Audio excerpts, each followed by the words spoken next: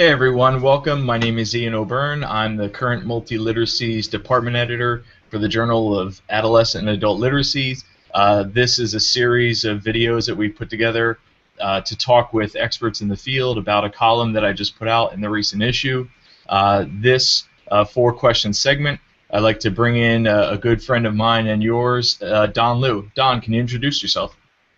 Sure, it's a pleasure to be here, and let's see, my name is Don Leu. I'm a professor of education with dual appointments in curriculum instruction and educational psychology at the University of Connecticut in the NEAG School of Education. Boy, that's a mouthful. And I've had the great good fortune to hold the NEAG Endowed Chair in Literacy and Technology here and direct the New Literacies Research Lab. Thanks a lot for joining, Don. You're looking great. Wanted to start us off and say, you know, in the column I talk about having students reading and writing in the classroom, reading and writing online informational text in the classroom. What are some of the advantages of providing students with these opportunities to read and write online information in classrooms? Sure. Well, from my point of view, and it certainly isn't the only one, but from my point of view, the challenge that we face in the years ahead is adequately preparing our students for learning and for reading and for communicating with online information. Online information will define their future. The effective use of it will define their future for both personal as well as professional work. And our schools need to continue to improve in this area in terms of providing both opportunities for students to read and write with online texts, but also in supporting their development of effective use of online information. And that is not an easy task because, one, we don't fully understand what is the full range of the skills and strategies that students need. Two, these online technologies continually change on us, and so as a result, the skills themselves continually change. We'll talk more about that, I think, in a little bit. But three, we don't invest enough in professional development to support teachers in effectively using online information in the classroom. And so we're forced to go through these periods where standing at the front of the room and pointing at a smartboard is our instructional model. And we just have to do so much better than that because the literacy and learning future of our students depends on it. So the advantages, from my point of view, are really in terms of developing new literacies and in using those new literacies to enable our students to more effectively learn about the world around them. The really amazing thing about these online information sources is that if you're smart enough and you can think critically about which ones you pay attention to, you can develop knowledge about anything in the world. I mean, it's absolutely incredible, right at your fingertips. Now, before we had to have access to a library, we had to schlep over and then find our way through stacks and stacks, and we had to pull off a book, and after about 3 hours we might be getting close to finding something that we need. But here it's right at our fingertips. We can get just about anything that we need if we're smart enough. And then if we're also smart enough to learn effectively from that information. It's incredible. We've never had that opportunity. And I said, for good or ill, I mean, for ill is, you know, to be seduced by some group in some part of the world to come over and join them in terror. And for good, it's we could develop new ideas that would make this world a much better place. So that's where schools come in, and that's where teachers come in, and I think that's where we really need to invest both time and energy as well as resources in adequately preparing teachers to for this next great challenge that we'll be facing in schools. I agree. I think we have tremendous opportunities. We can use these powers for good, or we can use them for evil. From your experience and your research, how effectively are we using online literacies, new literacies in classrooms? Well, I think the variance here is incredible. I mean, the variability of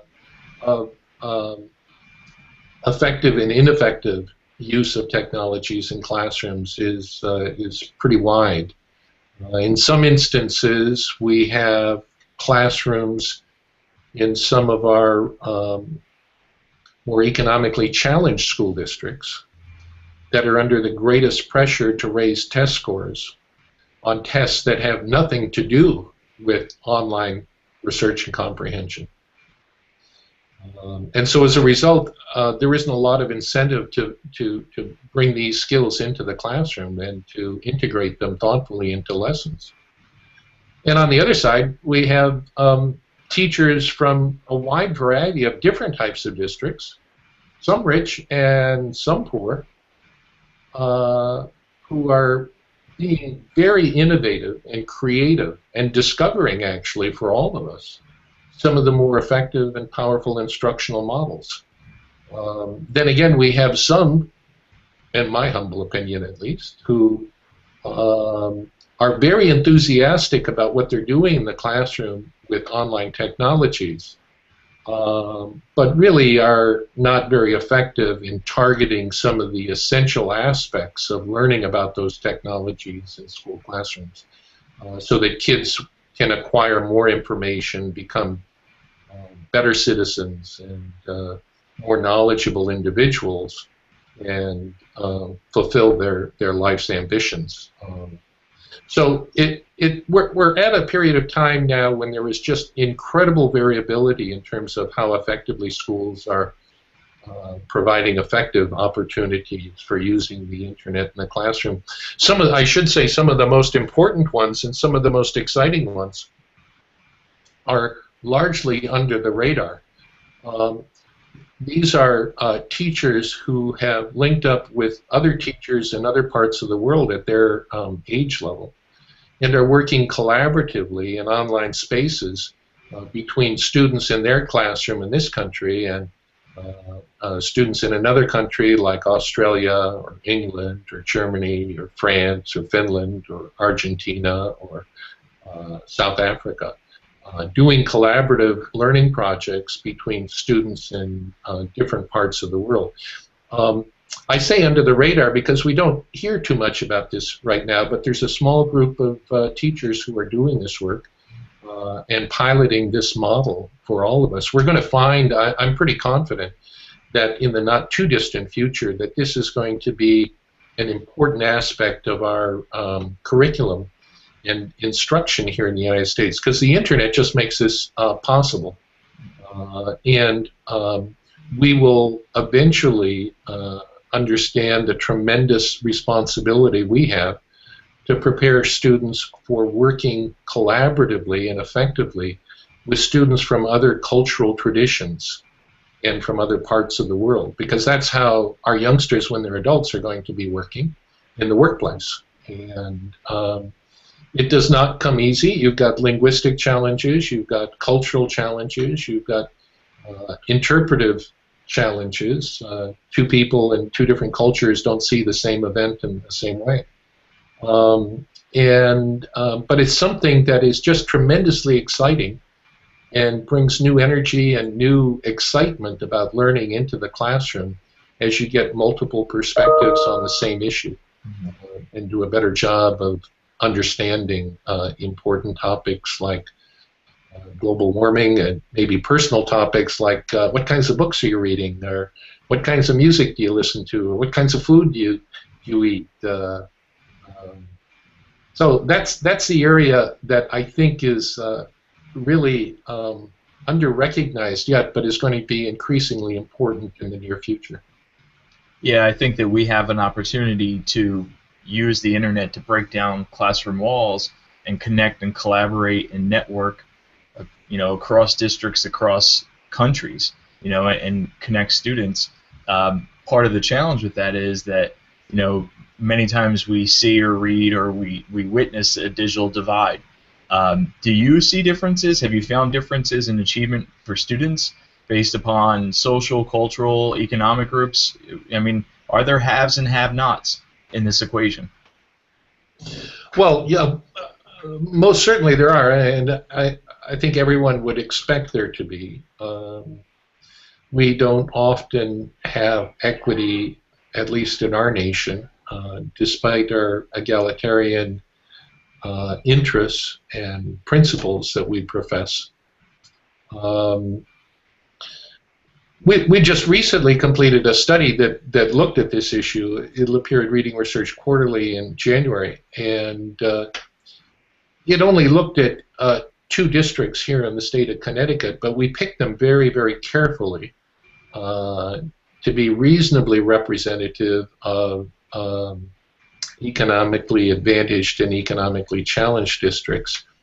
We were a little disappointed in our economically challenged district. The one that we could get into had a median family income of about $58,000 a year. So it's really more a middle class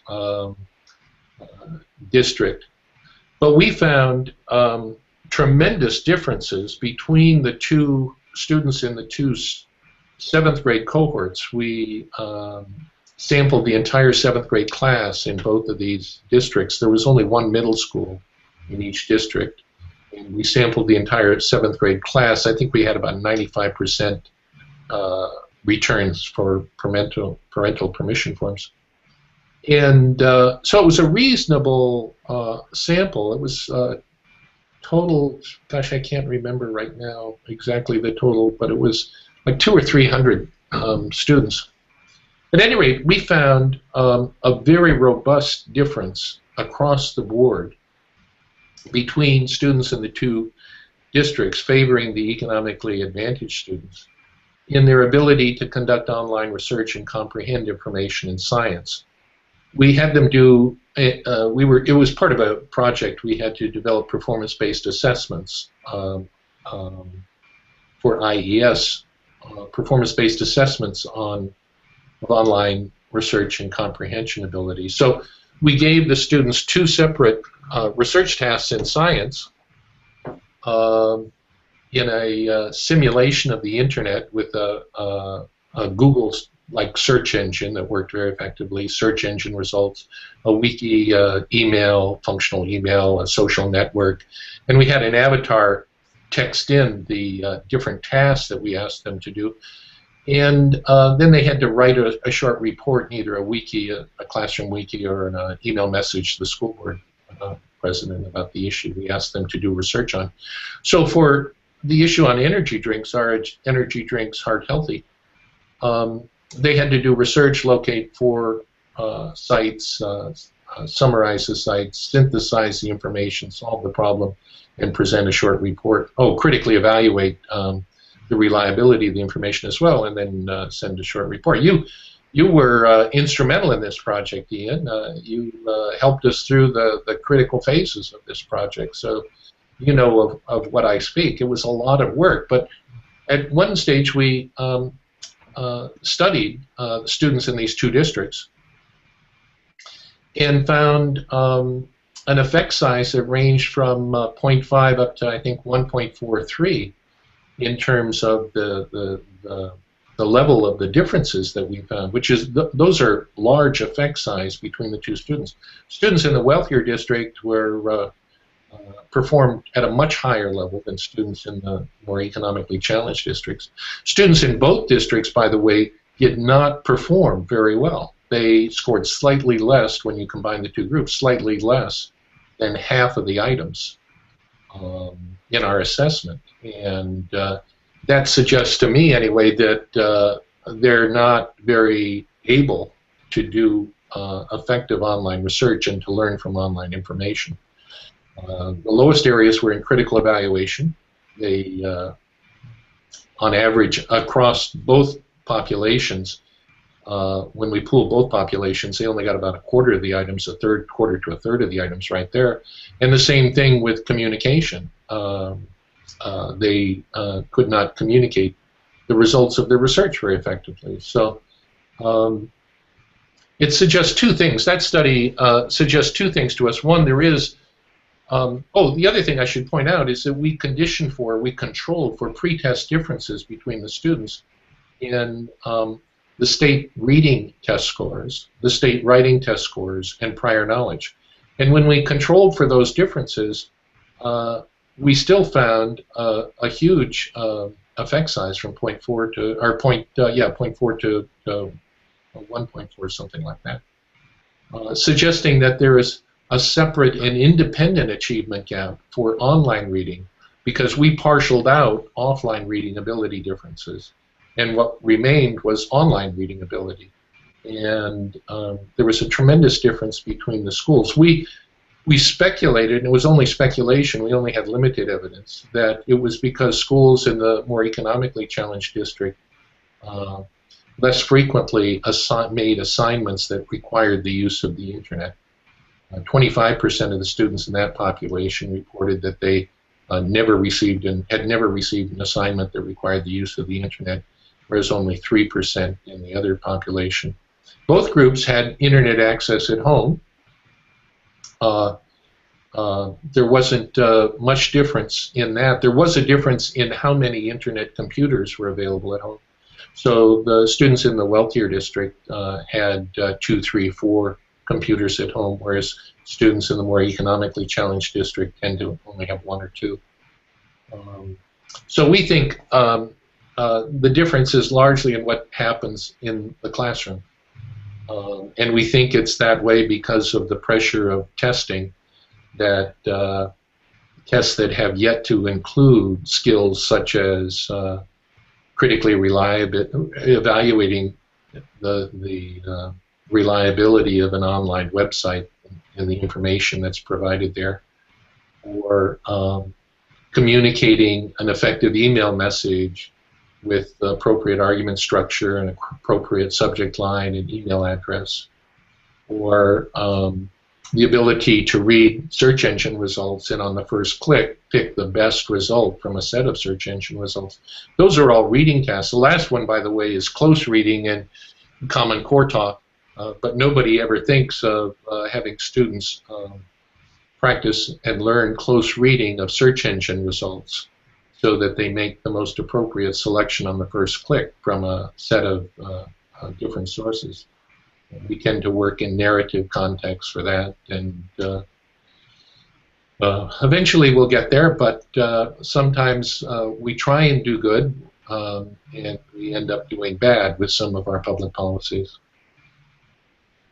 That's it seems like the more we research and the more work we conduct, there still are challenges in terms of reading online information in the classroom, and then the critical evaluation piece is a huge component.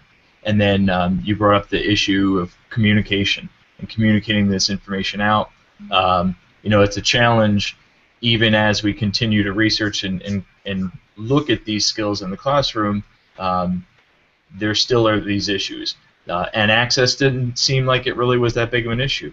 Most people think that that's the home access is the limiting factor, but the national statistics on this are also pretty startling. Last time I looked, it was like 85% internet access at home in our nation. So that digital divide has been closing. Now, you may only have 1 access point, as I said, as opposed to 4. So you may actually have more access in other home environments. We haven't really looked at that one yet, but basic access appears to be increasingly available. I should point out one thing, too, is especially in relation to the second question you asked about school instruction, one of the things that we're quickly discovering, it's related to access, especially access in the classroom, is that the work of Karita Kili at the University of Jyväskylä in Finland is showing that collaborative work, 2 students reading online together, is much better than a single student reading by him or herself. And so that really gives us hope for when we have fewer computers in a classroom, pairing students up and engaging them in thoughtful research projects online research projects is really beneficial. The students learn from one another and they perform at a higher level. And so I guess it's a way of making lemonade out of lemons. If you don't have enough access points in your classroom, it's actually more helpful to you than if you had a one-to-one environment in terms of student learning. So the last question I wanted to leave us with is that your piece, Literacy as Deixis on the Internet, that motivated my career in academia. That is the single piece that basically made me want to go be a researcher and then come work with you. So what is your, as you look at the future, what is your advice for teachers and educators and researchers, you know, as things change and continually change in literacy and technology, how do we prepare for this environment?